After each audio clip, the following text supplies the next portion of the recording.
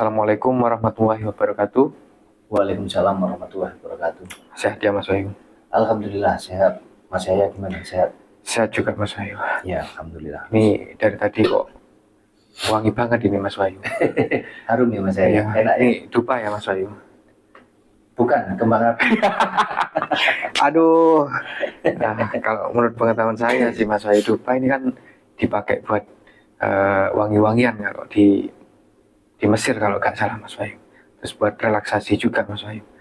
Tapi kalau di Indonesia atau di Jawa khususnya Mas Wahyu, biasanya dipakai buat ini Mas Wahyu, buat pesugihan, buat ritual, memanggil roh halus kalau nggak salah ini Mas Wahyu.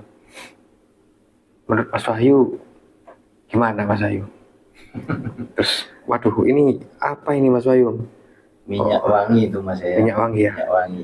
Kok saya jadi curiga ini Minyak sama wangi ini. dengan ini apa buat pemujaan setan ini Mas Wahyu? Ini dupa ya.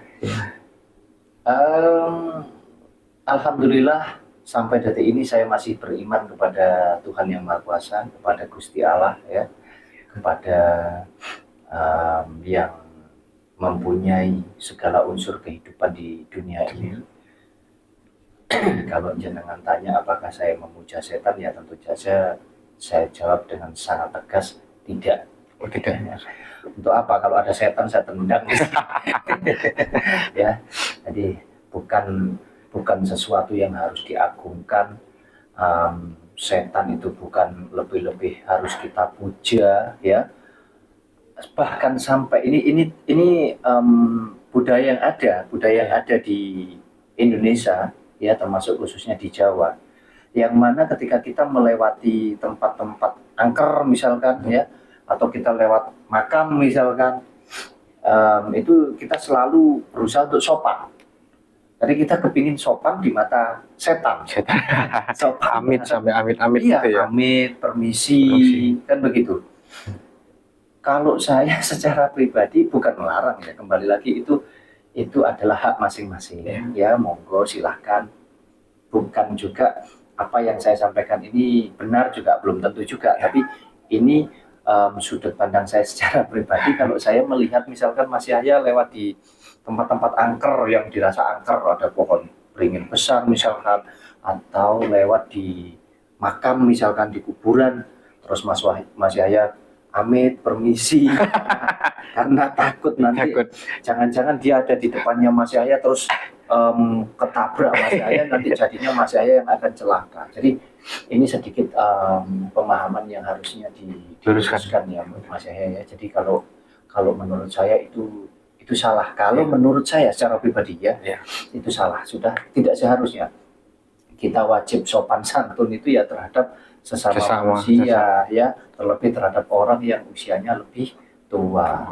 Bukan berarti ke yang muda tidak boleh saling menghormati atau menjaga sopan santun, ya, tentunya ke semua lah intinya ya. Hal baik itu kita lakukan ke semua agar berdampak baik juga terhadap pribadi kita. Begitu. Kembali ke dupa Mas Wahyu. Oh, kembali ke dupanya ini tadi ya Mas Yahya. Jadi ini hanya untuk pengharum, untuk wangi-wangian ya. Sekali lagi, dupa ini kan sebuah media, sebuah sarana atau alat ya, tergantung yang memfungsikan.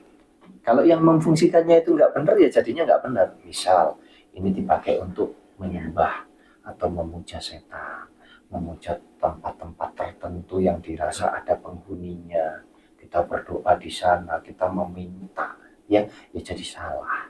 Bukan dupanya yang salah, bukan minyak wanginya yang salah, akan tetapi yang salah ya manusianya, orangnya, gitu loh Mas ya. Jadi kita boleh kayak misalkan kita ada budaya tradisi kita pergi ke punden, yang mana punden itu merupakan tempat leluhur. Istilah Jawanya adalah bedah kerawang atau orang yang membuka desa tersebut. Kan di setiap desa pasti ada pundennya ya. Nah, itu kita tahu asal usulnya dari mana. Oh, siapa sih dulu manusia atau orang pertama kali yang membuka desa ini sehingga bisa terjadi desa atau ada desa yang seperti ini dengan kemajemukannya yang luar biasa ya, dengan masyarakatnya yang luar biasa. Tentunya kan ada sejarahnya, ada ada leluhur yang dulu istilahnya berjuang untuk menciptakan desa ini gitu loh. Istilahnya direwangi nggak karu-karuan, mungkin bertaruh nyawa karena masih, ya bisa jadi dulu mungkin nggak sebagus sekarang desa kita ini. Masih Jadi hutan. desa kita ini masih hutan belantara, di situ banyak sekali hewan-hewan buas, banyak sekali ya berbagai macam tantangan lah ketika mau menempati desa ini kan begitu. Nah, ketika kita datang ke Punden dengan tujuan untuk kita menyampaikan rasa terima kasih, wujud syukur kita, sehingga kita punya tempat yang disebut desa ini tadi, tentunya kan itu hal yang positif. Jadi bukan berarti kita pergi ke Punden itu terus kita meminta-minta di sana supaya kita jadi kaya raya, supaya istilahnya apa yang kita inginkan senantiasa dilancarkan. Tentunya itu jadi ya salah gitu loh. Kalau imannya kamu minta segala sesuatunya tetap kepada Yang Maha Kuasa. Akan tetapi kita datang ke Punden, selain bentuk daripada penghormatan kita, wujud syukur kita, wujud merasa terima kasih kita kepada leluhur yang sudah menciptakan sehingga ada desa ini, tentunya tidak ada yang salah gitu loh Mas Yahya. Nah, kembali lagi ke dupanya, dengan kita mau membawa minyak wangi, kita membawa dupa ya, kita membakar kemenyan sekalipun, itu tidak ada masalah. Itu bukan sesuatu yang syirik, sejauh tujuannya bukan untuk menyembah roh-roh halus ini tadi, tidak, tapi tujuannya adalah untuk menciptakan wewangian, menciptakan udara yang harum di sana, sehingga akan menimbulkan fokus di otak kita karena suasananya hening, enak, baunya wangi, tentunya akan mempercepat. Jadi akan menunjang manakala kita menciptakan energi yang positif di alam ini tadi, sehingga alam juga akan memberikan energi yang positif pula ke pribadi kita. Gitu loh Mas ya. Jadi tidak ada yang salah sekali lagi ya dengan dupa, dengan kemenyan, dengan minyak wangi. Kembali lagi tergantung siapa? Tergantung yang memfungsikannya. Nah, kalau sudah difungsikan salah ya otomatis jadi salah. Betul. Jadi gitu ya teman-teman. Jangan salahin dupanya, tapi salahin orangnya yang ini tergantung niatnya ya Mas. Iya, Mau makanya. dibuat dipakai buat pesugihan itu yang salah itu ya. Begini Mas ya. Jadi kembali lagi, kadang kita itu berpikir itu kadang pendek banget. Misalkan ada tetangga kita membakar kemenyan, kita berpikir, waduh, jangan-jangan ini lagi mengeluarkan ilmu, ini sedang guna-guna, atau ini mengganggu, atau yang lain-lain lah tentang spiritual misalkan. Janganlah. Kembali lagi begini, kita kalau kepingin baik atau dibaiki oleh sesama manusia, mau itu saudara, mau itu tetangga, tentunya kita juga harus berperilaku yang baik juga. Nah, kalau urusan dengan Tuhan, urusan dengan Gusti Allah, itu urusan pribadi. Mohon maaf ini, itu urusan pribadi. Ayo, Mas Yahya sebagai orang Muslim, saya juga orang Muslim.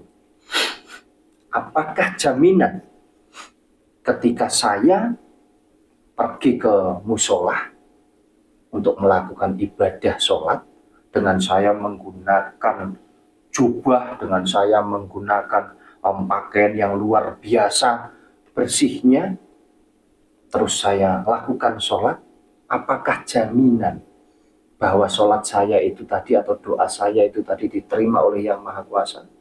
Apakah jaminan ketika saya memakai baju yang serba putih, serba bersih ini adalah menunjukkan bahwa hati saya juga bersih, juga putih? Saya rasa belum tentu.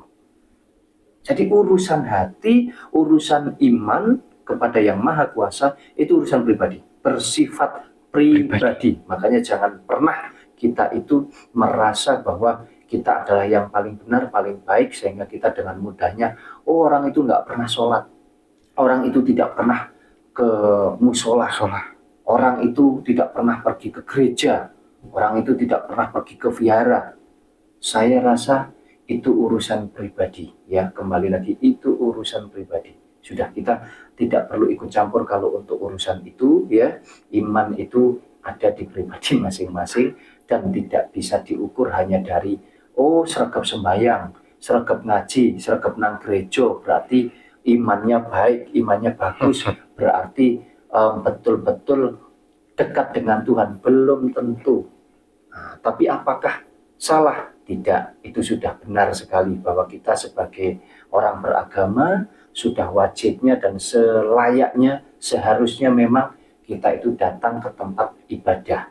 Akan tetapi kalau urusan dengan yang maha kuasa, saya sudah pernah sampaikan, ya, di segmen yang sebelumnya tentang doa tengah malam waktu itu. Jadi mau kita berdoa di rumah, mau kita berdoa di ladang, mau kita berdoa di kamar mandi sekalipun, di tempat tidur sekalipun, dimanapun kita berada, tentunya doa itu tidak diukur dari seberapa bagus bahasa kata yang kita ucapkan. Doa tidak diukur berdasarkan tempat di mana kita melakukan doa tersebut, ya, akan tetapi doa itu diukur berdasarkan keimanan kita kepada yang maha kuasa. Jadi sekali lagi, urusan dupa, urusan minyak wangi, urusan kemenyan, urusan baju, ya, ini hanya sebuah media, hanya sebuah sarana, hanya sebuah alat. Nah, kalau jenengan tanya yang penting yang mana, ya tentunya alat juga penting, juga dibutuhkan. Masa iya kita sholat harus pakai celana pendek yang kotor? Saya rasakan jadi tidak bagus. Tapi ya. Dua-duanya harus imbang, ya. Jadi secara ragawi atau jasmani ini juga harus seimbang dengan rohani atau jiwanya. Jadi itu kalau dari sudut pandang saya, Mas Yahya. Apakah sudah puas atau masih ada yang ditanyakan lagi? Sudah puas sih Mas Wahyu. Ya. Jadi jangan pandang dupa ini sebagai alat pesugihan atau alat buat kesirikan, ya. Oh, ya. Oke Mas Wahyu, semoga bermanfaat buat teman-teman, dan terima kasih juga buat Mas Wahyu yang sudah menjawab pertanyaan saya. Nah, sama-sama Mas Yahya, tentunya kembali lagi ini sudut pandang secara pribadi, ya. Kalau teman-teman atau saudara-saudaraku semuanya ada yang berkeyakinan atau kepercayaan sendiri tentang dupa, tentang alat-alat atau media yang saya sampaikan ini tadi tidak sama, ya, dengan penyampaian saya, ya monggo kita saling menghargai, saling menghormati. Sekali lagi ini sudut pandang secara pribadi, kita sama-sama belajar. Kalau memang baik silahkan dipakai, digunakan, kalau tidak baik dibuang saja, gitu aja Mas Yahya. Oke Mas Wahyu, terima kasih. Sama-sama Mas Yahya. Seperti biasa, kasih salam Boleh. ke teman-teman. Salam sehat dan bahagia selalu untuk kita semua. Assalamualaikum warahmatullahi wabarakatuh. Sampai jumpa.